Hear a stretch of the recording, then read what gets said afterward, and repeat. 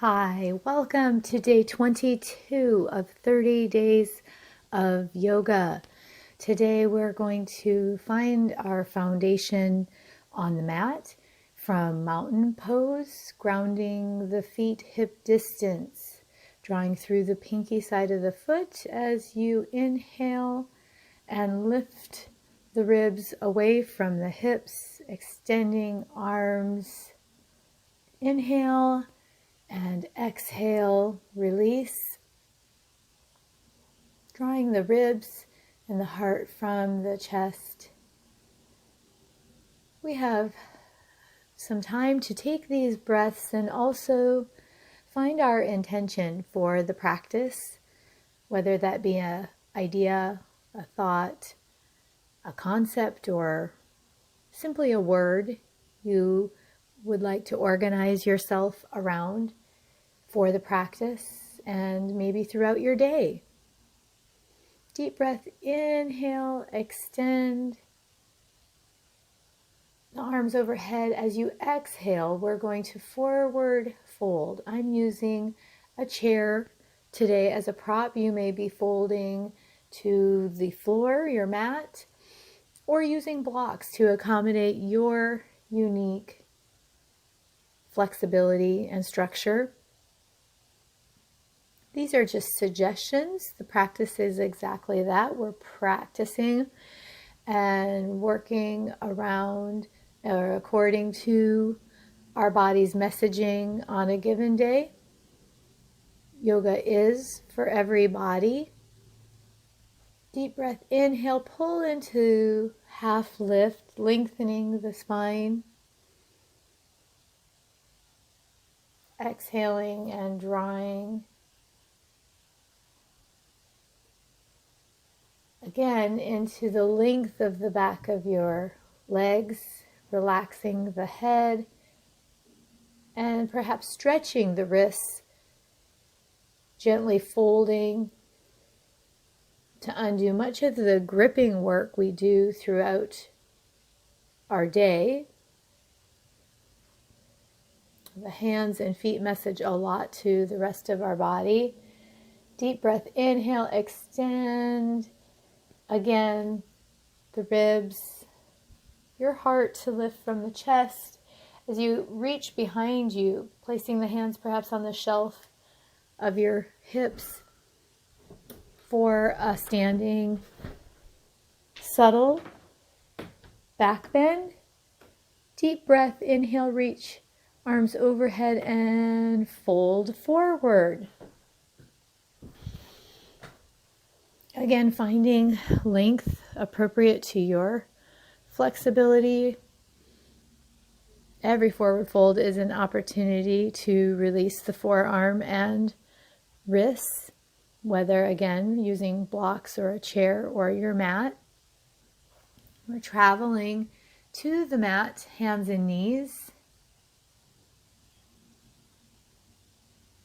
and extending through the spine, again creating strong shoulder girdle, hip girdle. Draw the abdomen in, retain the length. Your breath, perhaps pausing when you find a particularly juicy stretch. Relaxing the head in cat, chin to chest, rounding the upper back and allowing the cervical spine to relax. And cow is the sway of your back as you draw the abdomen in. Set your hips back towards your heels for a child's pose, opening the knees to accommodate that fold, perhaps using a pillow or block if your hips are not able to reach the heels.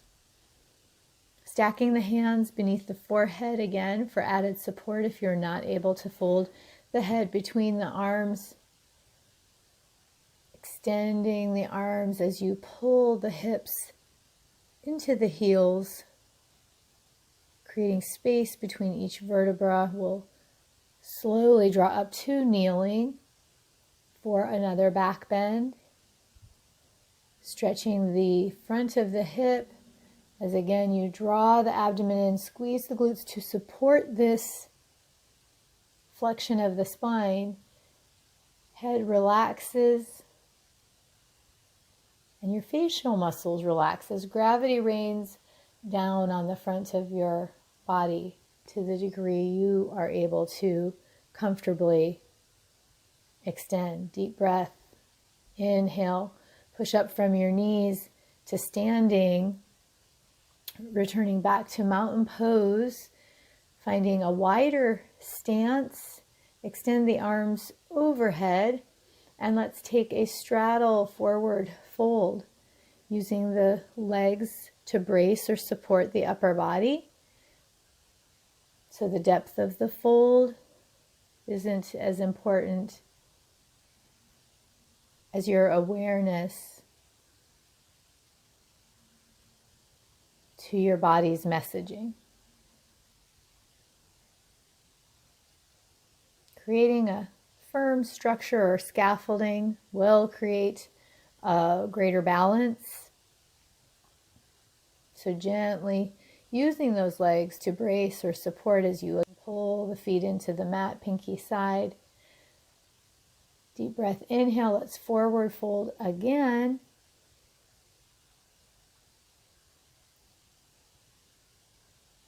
Knowing you can use the floor or mat to support as well as your legs, including a chair or any prop to assist you in the practice. Deep breath, inhale. Exhale, forward fold. Half lift. Moving hands to the mat to extend back into your high plank. For a vinyasa, we're going to move into a chaturanga by coming either to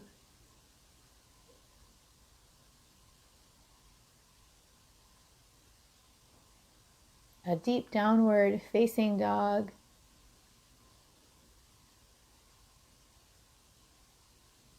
pedaling the feet to the knees,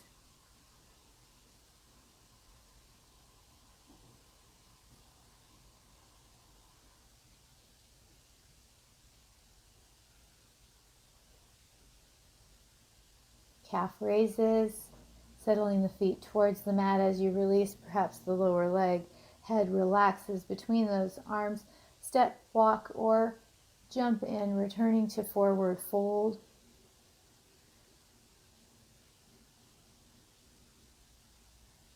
If you find yourself doing a lot of sitting or maybe having ran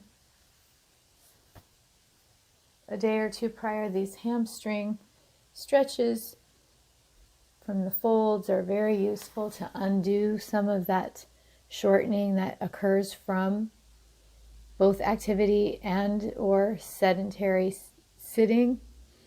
We're coming to the mat for an upward facing dog or cobra. Again, you get to select. These are just suggestions for movement. You might flow or hold certain poses for longer.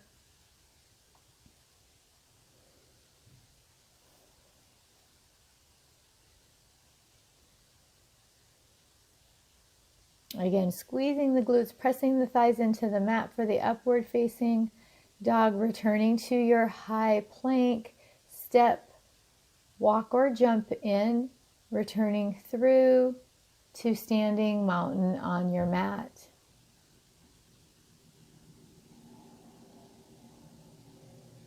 Deep breath, inhale, exhale, fold to the mat.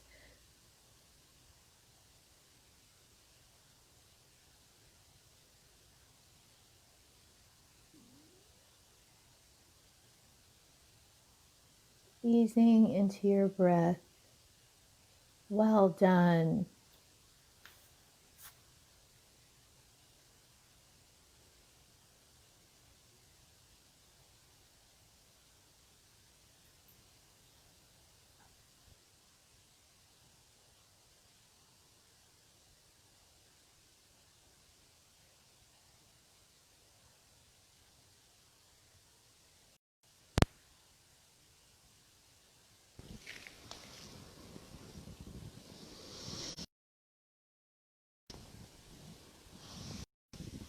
Just realized not both parts of the mic were on, so hopefully you now can hear me. I'm going to take it all the way down. Or walk back.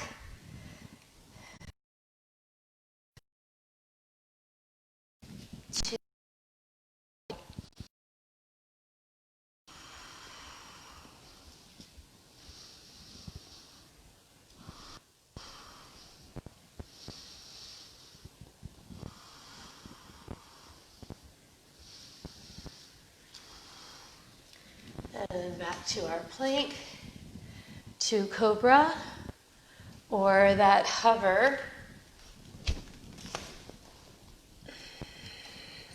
Finding my space. And to chaturanga, to upward facing dog. Deep opener through the front of the hips, but also a significant back extension. And then we come high, walking or jumping our feet back into mountain. So one more time, if we can take that all the way through, deep breath. Inhale, forward fold. Again, using the chair, the blocks, or the floor. Should be generating some heat from the sequence. We're going to move back into high. Couple options. You also know the direct chaturanga. Into upward facing.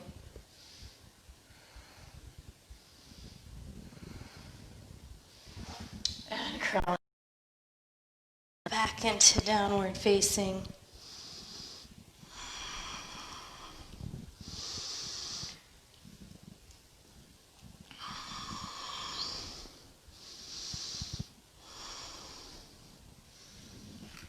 To find your plank and hop through. Deep breath. Inhale. Let's part the hands and find your chair pose. Toes turn slightly in. Find a depth, even seated in the chair.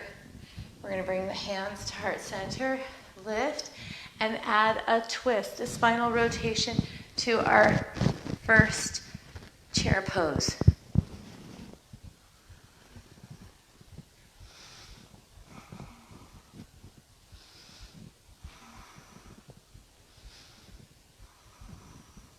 Deep breath, inhale. Open up nice and tall.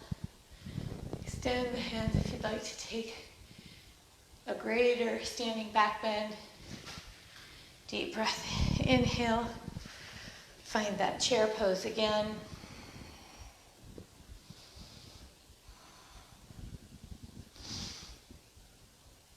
Lift tall again.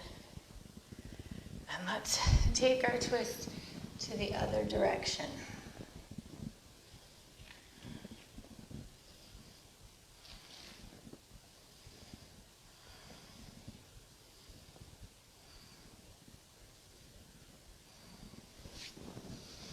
Deep breath. Inhale. We're going to step back into our first warrior.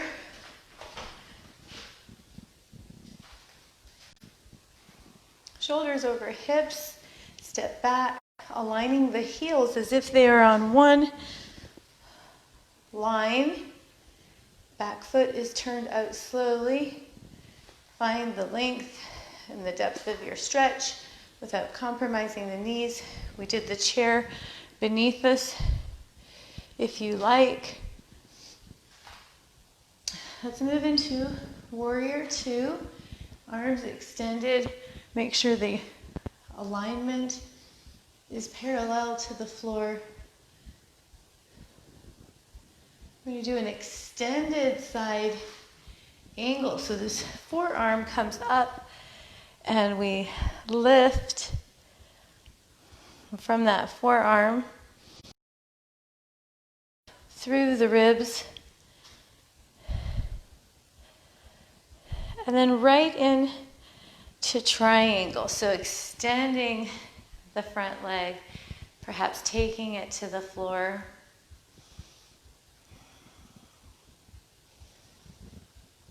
And gazing to the hand overhead if your flexibility allows. And then let's bend and reverse warrior.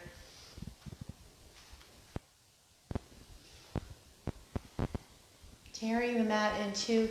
Remember to find that firm foundation. Use the wall, the chair, as much as you need.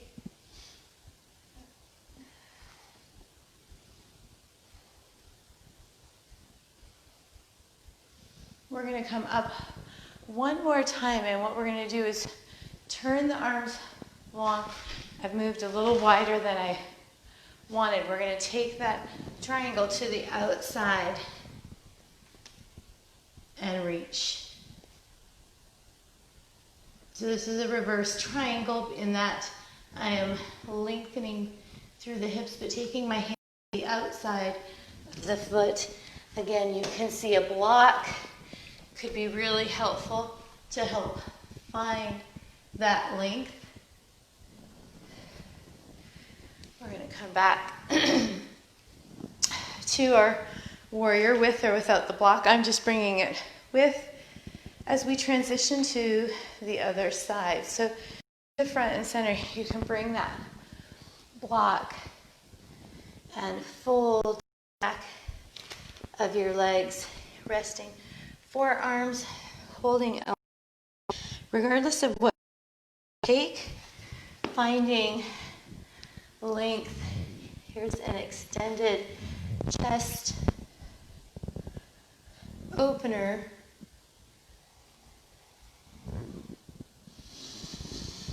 And just letting those arms fold through. It is not about the range, so again, you have lots of options with the block. I'm going to bend the knees, pull the heels in, and let's hold.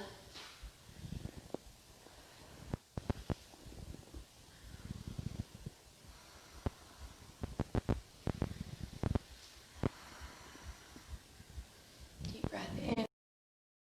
We're going to turn to the side and take the warrior sequence.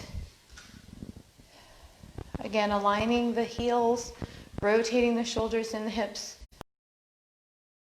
Into your strength, flexibility. If we don't have strength to create stability, we will never have mobility. And when we fight to move into deeper poses before we've earned that progression, go ahead and take the arms wide into the side for warrior two. Shoulders over the hips, constantly teasing out more length in your body. Appropriately though, as we earn these progressions, bring this forearm for extended side angle.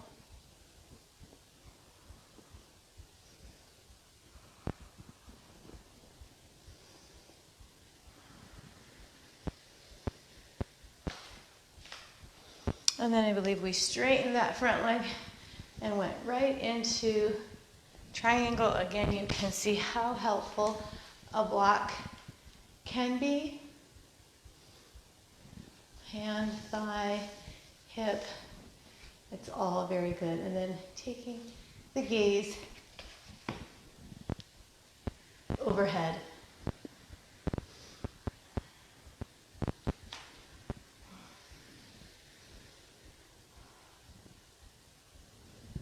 We're going to move back into triangle, if you recall, and we're going to reverse, taking the opposite hand to the outside. Again, this is where that block can be really helpful. As you take one more spinal rotation, you'll see them called twists a lot, and then extending that head.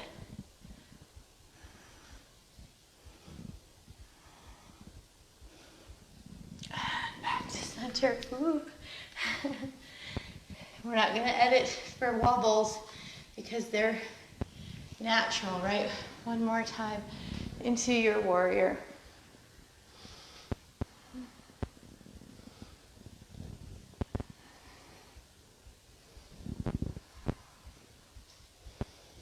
And one more time to front and center. So we did some breathing. I had no sound. I'm hoping there is sound now for you to set an intention, if not already for the practice, for your day. What is your declaration for this day? Priorities. Good job. Come forward. Deep breath. Inhale. Let's fold and take the legs one more time.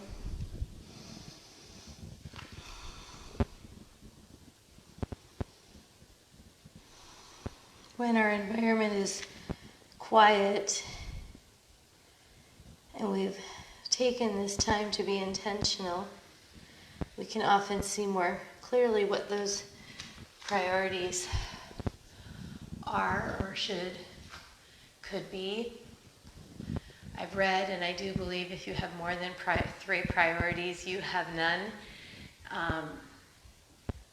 In the sense, of course, setting realistic goals that are achievable. I know I often fall into doing way too many postage stamp my friends, hand to opposite elbow, and then often feeling like I got nothing accomplished. May your breath, deep breath, follow you throughout the day, and that you may take 1 or 2 of these poses and insert into your day. That's my hope. Again, we're moving imperfectly forward. The idea is that we are moving forward. Have a wonderful week. I look forward to seeing you tomorrow. Please let me know what you need or would like in the way of these poses. If you have need for more spinal work, I think tomorrow you can plan on us doing some more floor or mat work. So do let me know what you would like to see in these practices and flows, and we'll do our best.